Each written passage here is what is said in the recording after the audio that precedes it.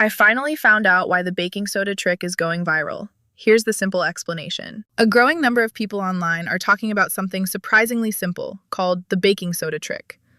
Rather than being promoted as a diet, the baking soda trick is usually described as a small pre-meal routine.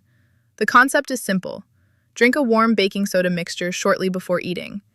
According to many users who have tried the baking soda trick, this small habit can help them feel more satisfied during meals and reduce the urge to eat too quickly. Some discussions in the nutrition space suggest this may be connected to how baking soda interacts with water when consumed. Still, the key message repeated by most sources is balance and moderation. The baking soda trick is not meant to replace meals, and people are encouraged to maintain normal eating habits, stay hydrated, and consult professionals if they have health concerns. Its simplicity and low-pressure approach are exactly why the baking soda trick continues to spread online and attract attention. If you're interested in learning how people are using the baking soda trick in their daily routine, you can find more details in the first comment below.